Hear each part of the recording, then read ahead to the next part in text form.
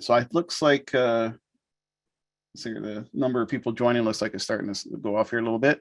So let's go ahead and get started. Again, thanks everybody for joining. My name's Eric Wing. I'm one of the tech leaders here at Trend Micro. I've got Fernando Mercedes with me here today, who's one of our senior threat researchers. And today we're going to be talking about the inner workings of ransomware. Fernando's going to be highlighting the Nephilim, along with how double extortion works, and the recommendations on things that you can do. Once Fernando's done, we'll kind of show you some other things that you can do to protect yourselves, and then take any questions that people may have at the end as well. So with that, I will go ahead and hand it over to Fernando. Hey, thank you very much, Eric, for this great introduction. Okay, so welcome everybody. I'm going to share my screen now, and you should be able to see it. So today we are going to talk about double extortion attacks, and I'm going to use an example of a group that we've been closely tracking since at least 2 years, I would say, more or less, because it makes a good example of how this kind of attack operates. So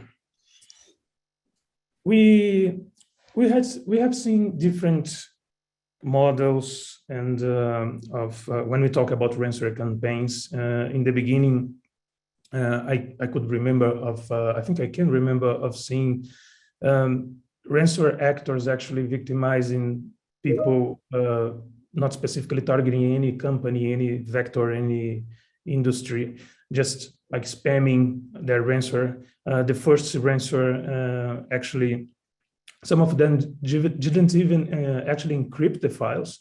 They were more like messing up with the files or maybe changing the extension. And I can remember of some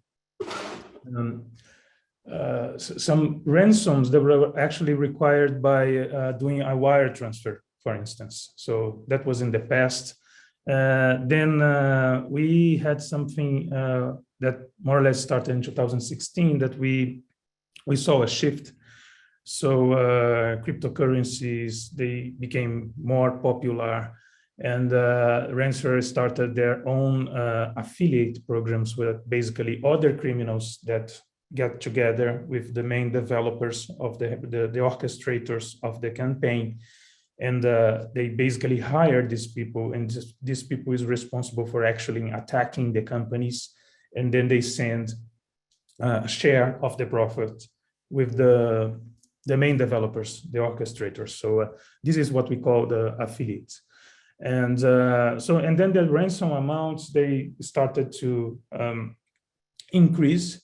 And what we have now is basically a very organized kind of scheme with different groups, sometimes competing to each other. And in a very, we're full of partnerships, and the impact of these attacks are literally global. So the number of victims also increased, and of course, the level of concern also increased. So I'm going to talk about an evolutionary path of one of these groups, just to show us an example, but the group shares techniques and tactics with others as well. So this is one post in an underground forum that was made in 2019, in August 2019, and this person is basically offering RAT, which is kind of malware that we all know already. It's not new. But then the day after, the same person started a campaign on, started offering a ransomware. And that particular ransomware was called the JS Worm. And if you can see in the text, there are some rules, like what are you going to need to start? This is basically to hire affiliates. So to get people that would get this code, the ransomware, the binaries themselves, and then start victimizing using their own techniques. So that this advertisement here is basically for getting more affiliates, or at least the first affiliates. So, and then they say, well, that was made at the same time, right? So it was the day after they started this campaign. The rules are there, like 70% of the profit goes to the affiliates, while 30% of the profit goes to the developers. And then there are a few other specific rules to join that that criminal activity. And then a few days later, they started. The same person actually started a campaign that was called Ninety. We later detected that this was actually the same thing, the same ransomware. It was just modified, and they were basically advertising again some features, like it was written in C++ using the Win32 API. For whatever programmers are out there, you may know that's not an easy thing to do. So they seem to be very proud of their work, including support for Windows XP. And we know that not all software in the world still supports Windows XP. So, and they also mentioned that the binary is only 87 kilobytes. Again, it represents a small footprint, so it represents their level of sophistication. Then there's another ad with yet more rules. This one goes a bit further and says there are only 25 seats for affiliates. That's one of the information here. And they have rules. So guess what? They don't work on CIS countries. And they say that protection is installed. Indeed, we've seen a few binaries testing if the language of the targeted system was inappropriate according to their criteria. And again, they advertise the way they encrypt things.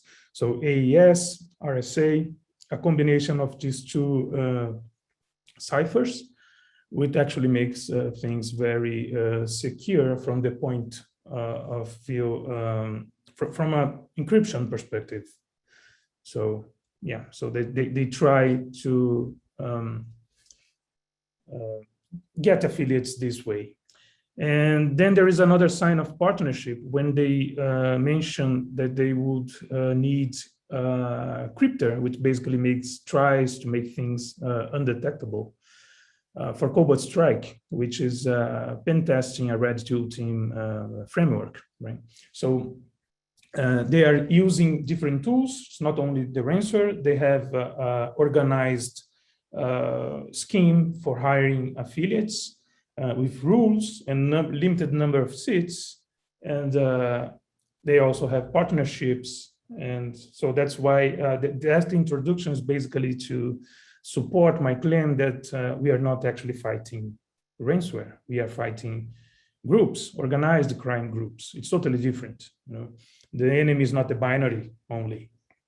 So that's with this, I can highlight some characteristics.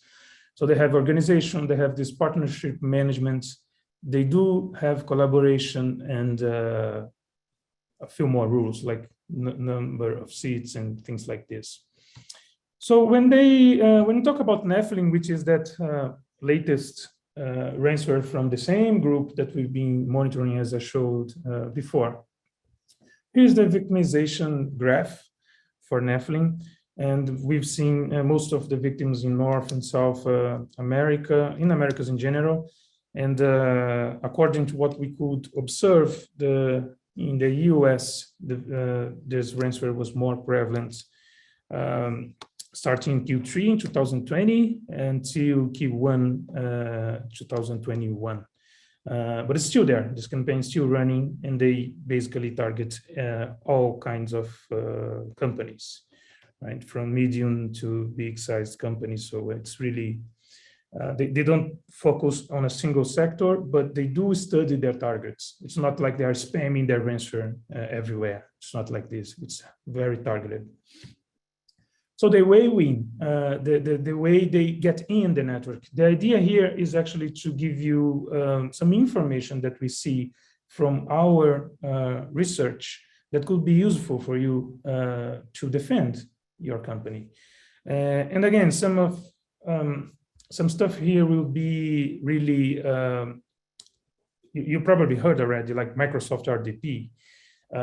But yes, I mean, until we still see organized crime groups targeting RDP servers exposed, we will continue to warn, users to not to do it, because that's one of the main points of entry that they use.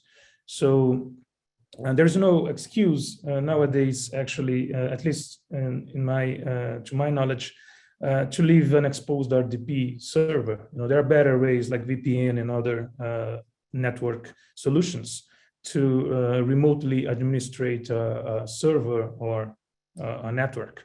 So they do target these companies, these servers first, and then afterwards they will check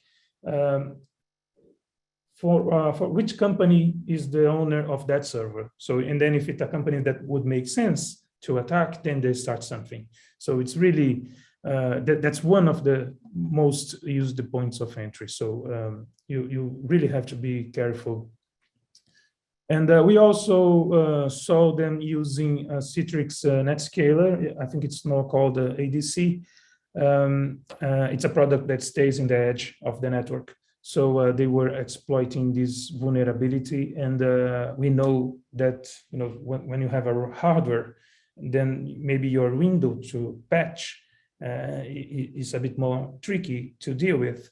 But that's exactly what they expect. They expect not to find fully patched devices or servers exposed to the internet. So that's why it's so important. Everything that is related to patching should be really prioritized. Then once they are in the network, don't think that they will actually make any impact.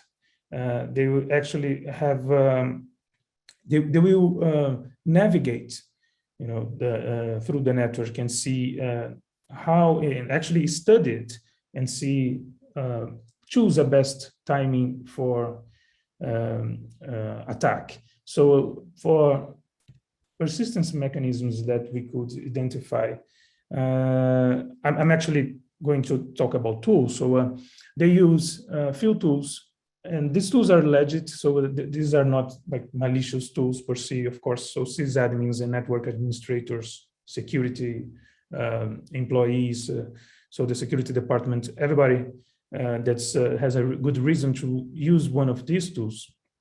These are not malicious in any way, but the thing is that the combination of them and the way they behave should at least raise a flag in your network. Because if process hacker is running in a server, and that's not the system administrator, that's not the network administrator, and then in a combination of events, you see also PowerShell, and eventually a Cobalt Strike, which is a pen testing framework. So if you are not running, if you didn't hire a pen test, so you shouldn't find Cobalt Strike beacons or Cobalt Strike communication in your network. So the combination of these things would probably be a good way to detect, at least in the early stages of this whole attack. And here, when I talk about Cobalt Strike, I've highlighted the DNS protocol, which I understand it's actually, in my understanding, it's actually more difficult to detect any maliciousness on this protocol because it is, just DNS, I would say. So that's exactly why Cobalt Strike has support for communication. It has a client that we call Beacon, and then it has a team server that is, in an attack perspective, we can call it a C2, but it's not really C2. It's a team server that's owned by criminals, right? And that communication is done in some cases. We've seen this group using HTTP, HTTPS as well, and also DNS. In the majority of the case, actually, it is DNS. So that's not something easy to detect. And the defenders will know what I'm talking about. So this whole thing of modern ransomware groups really require way more attention than like regular malware, especially because of the impact. Well, once they establish communication and they have full control of at least one machine, they start pivoting laterally, which means using tools like Mimikatz to dump credentials, to try to find credentials, Windows credentials. Or we also saw everything that I'm presenting here is comes from things that we saw happening, right? These are not, I mean, this is real. That's real. So they've used that as vulnerability as well to escalate privileges in a few attacks. And they also use AD-find, which is an Active Directory enumerating tool to try to map, have an idea of how the network looks like. So it's really a study, and that study can actually take days, or even more than a week before they actually go to the impact. There's still an important part here, which is the exfiltration. So before encrypting anything, they steal the data from the victim. And they do this mainly using this tool, which basically is a tool that syncs with mega.nz. It's a file sharing service. Again, it has nothing malicious per se, but it's being used for malicious purposes. And this group particularly, when they, Nephilim, we call them water rock. So this group, when they put the data that they steal from the victims in their websites, they're actually doing a very good job of keeping that data online. So the impact of a leak is really is a real risk for companies. We also saw in a few cases they're using FTP, which will probably be more will be easier to detect, I guess. Because tools like this, they use HTTPS for transferring, and it's a valid certificate. It's a domain that may be in use in your company for no malicious purposes, for sharing whatever. You may have a business account and use this there, so it's more difficult to detect. But it's still lots of data, lots of packets going outside your network should raise a flag. So there are different levels of protection or detection, actually, that's your network administrators could work on. And then there is the impact. And by impact, I mean encryption. When everything is done, so they've carefully chosen the targets and where in the network they're going to run the ransomware. Then we could spot at least 83 different payloads. You may think that's not much, because any like regular malware may have like millions of or thousands of millions of samples. But this is actually a lot, because they don't change unless they really need it. And the latest version of this ransomware, the latest binaries, are actually very advanced for my standards. I mean, they are quick, they work, they have lots of options for the affiliates to configure. So it's a kind of advanced scheme. So 83 payloads using 26 certificates, valid certificates. They were not revoked.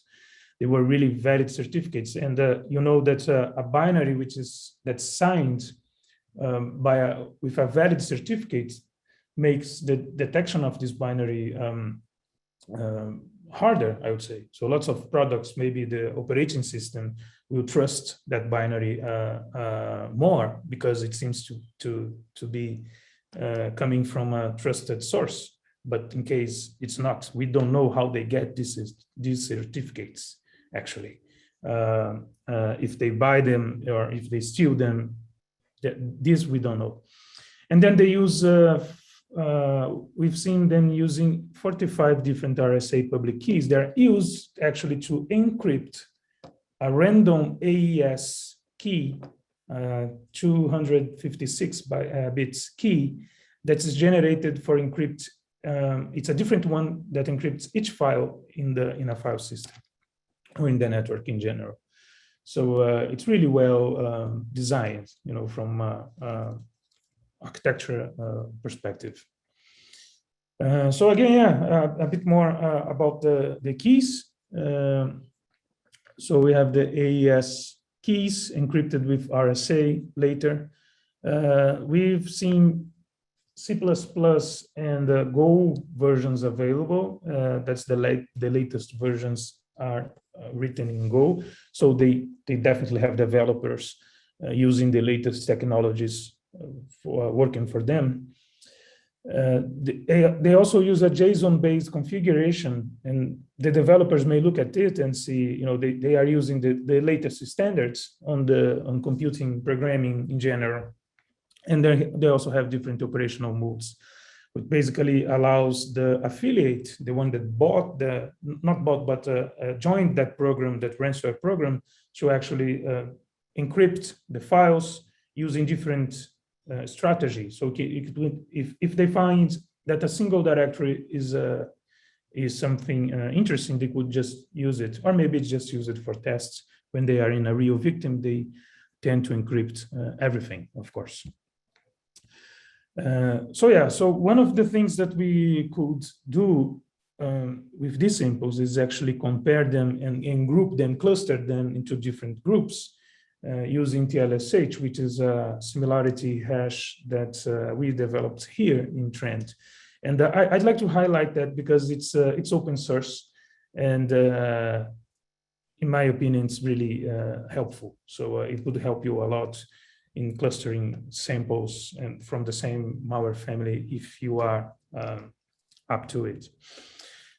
So here, I have a small demo. It's a quick one, I promise, but basically I have an Nephilim sample here. It's called Nephilim K.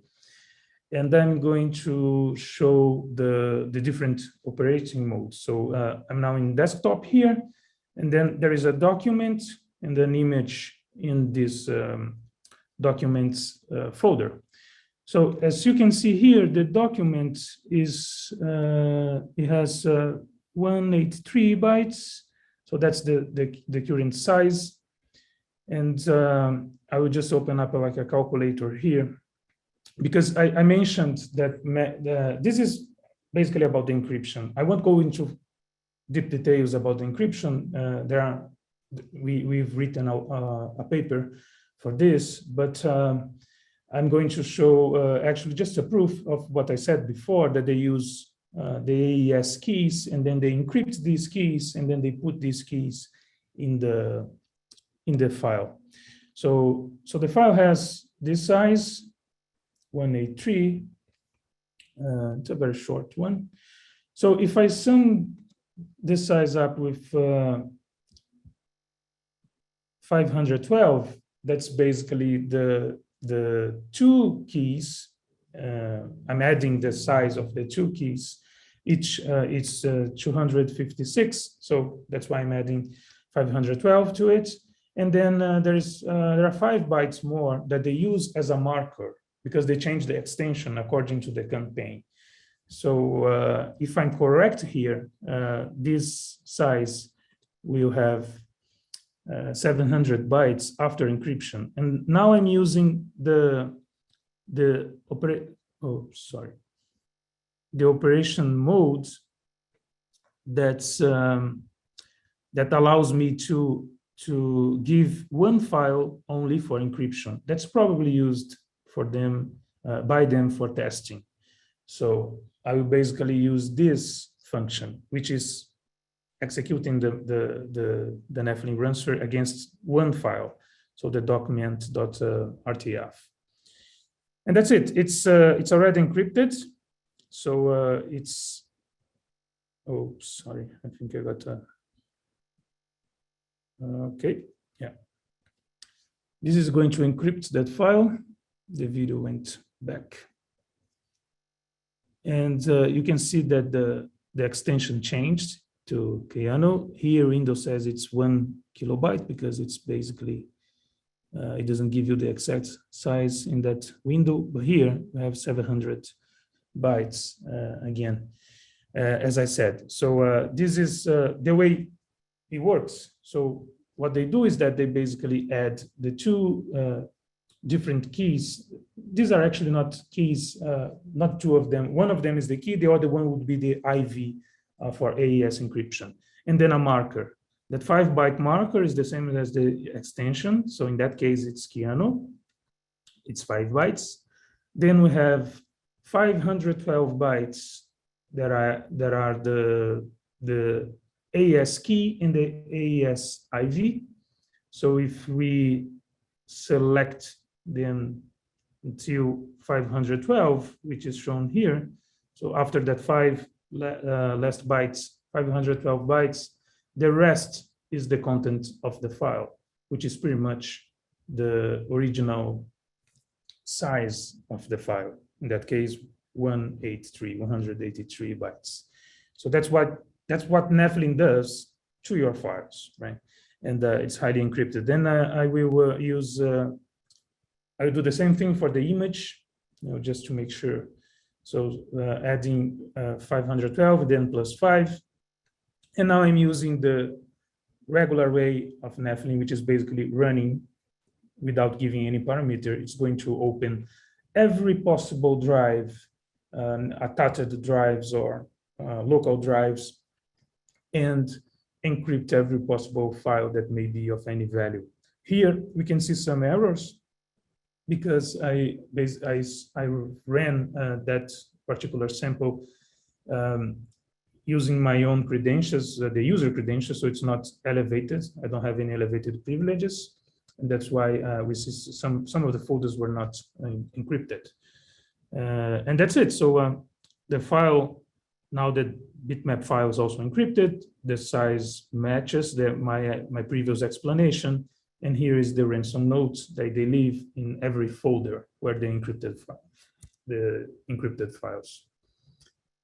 So what we can, talking a little bit about the ransom, they use Tutanota and ProtonMail, which is basically, which are two of bulletproof email providers. So it's not very easy to track criminals when they use this. We also saw them using mail.com and iCloud, which we believe there were mistakes of them. But for us, they were welcome mistakes. So talking about the blog where they leak data, we have that's the Cobalt Strike team servers that they have. So basically the C2 locations. With high confidence, we have C2 team servers in Netherlands, Sweden, Bulgaria, France, Romania, and UK. And with medium confidence, we also have spotted servers in the US. So it's really distributed. And then the blog, they have two versions. One is in the ClearNet, it's that corpleaks.net. And the other one is the .onion domain. The first one is currently down, but the second one has been up for a long time. And for the ClearNet one, they use something that we call the fast flux network. It also started with NemT, which belongs to the same group. So that IP address changes a lot. So it's actually not very easy to track. So basically, they take care a lot. For recommendations, so really, I'm from a researcher to defenders. I truly believe that this is, I would say that's almost APT level. In some case, it is at the same level of a highly targeted attack because they are organized, right? They they put this data online, the stolen data before encryption, and they make it available for later the double extortion. And this is really available. I mean, your data is going to be, if you are targeted, your data is going to be there, and I don't know, competitors, customers, or whatever, the whole world would probably download it. And it's very, very difficult for anyone to take down these servers, because some of them are, as you saw, behind fast flux networks, or even .onion domains. So not easy. Once they are in, they may study the target's network for weeks before encrypting data, for many days, actually. Usually we see impact in a few days, but maybe it takes more. So they don't victimize CIS countries, which suggests they may have some form of fear from the law enforcement agencies in these countries. And this particular group is active for at least 2 years. And we see others. I'm talking about Nephilim, and you may be wondering, what about DarkSide or RansomNext or the others? They're very similar. Lots of them. Some of them actually require the affiliates to be like Russian speaking before they join the whole thing. So yeah, talking about the affiliation model, it's key in modern ransomware campaigns, in my opinion, and it makes things a bit harder as well. So because the key chains may look different, the Q chains. If you think of think about Nephilim, they've offered 25 SIDs, right? So maybe these 25 attackers would use 25 different set of tools, right? So that's why the Q chains may look very different. So it's not very easy always to identify, that's this attack is part of Nephilim. Maybe it's a part of a different ransomware campaign. But anyway, you are always facing attacking group of attackers, not really files. And that bullets there about the beacons, they show in a real case that they tried to run a beacon, which is the client that communicates to the Cobalt Strike Steam server on March 23, and then the security solution in that case caught the file. Then they came back later to the same network. They were still there in April 4, and then they tried another version of the beacon. That one was signed, and then the security solution also caught it. And then a few days later, they came back again with a different one, signed with a different certificate, and then they finally got it running. And then they deployed the ransomware 3 days later, and the company was victimized. So it's really an adversary which is within your network, is studying you. It's not a matter of a phishing email, right? So yeah, I think patching is essential. It's crucial to this. The expose the hosts. I think there can't be any exceptions to it. And the tools, the hacking tools and the red team tools, all these kind of tools should be watched closely in the network, especially when we combine them together. So there is a report on where we give a full set of IOCs and more details, including the details about the encryption, the inner works of these samples, what samples are there, and things like this. And I think that's pretty much what I have. Thanks a lot for your audience, for being here, and I hope you find that useful somehow. It's now maybe Eric is now with you. Yeah, I'm still here. Thank you, Fernando. Let me share back out my screen here. Just to follow up on a couple things that Fernando is talking about. I know a lot of times people will ask, like, well, how do I know if these tools are in my environment? Are they being used in malicious ways? The combination of those activities that he's talking about.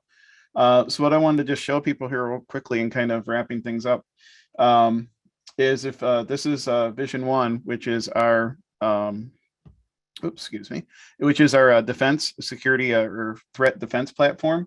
And if I go within here, there's detection models here. So if you have like Apex One, which is their endpoint product, Cloud One workload security, you know, they're different products, they feed their data and information into here. And going beyond kind of those standard alerts, you know, I have this detection models that will look for those combination of things that Fernando is talking about. So those you know, multiple analysis techniques are going to be used, you know, stacking the information, the IOCs, machine learning, all those types of things together. And if I look in here, I will actually see, you know, like hacking tool detection is in here. You know, there's conversation on the Cobalt Strike and the beacon process that is in here. You know, other Windows tools such as WMI and PS Exec. You know, there's detection techniques in here that you're going to flag that activity. So if I wanted to take an example here, you know, Mimikatz was mentioned in Fernando's presentation. So here's detection technique, you know, credential dumping via Mimikatz.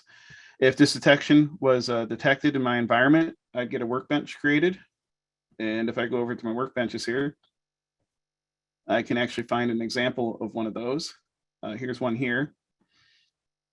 And if I look at it, it will give me the information of what the actual detection was in my environment. So I can arrange, you know, kind of graphical information however I want, but I can see the user that's involved, the device that's involved, you know, the various processes that we're running.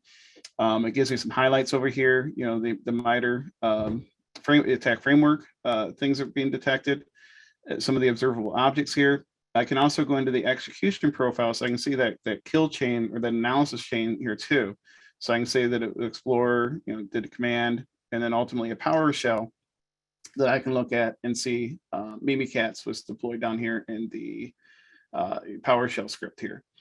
So this is something that you can add on to get that additional, you know, layer. And this is something that's available to all customers. So if it isn't something you're leveraging today, I would highly recommend that you do that. So with that, I'd like to remind people here about our upcoming webinar, which is going to be business email compromise. John Clay, our director of global threat communications, will be giving that. That'll be coming up on August 26th. If you're interested on that, you know, please visit the URL that's on the screen, or you can scan the QR code that's there. And then also like to, you know, have some time here for some Q&A if anybody has any.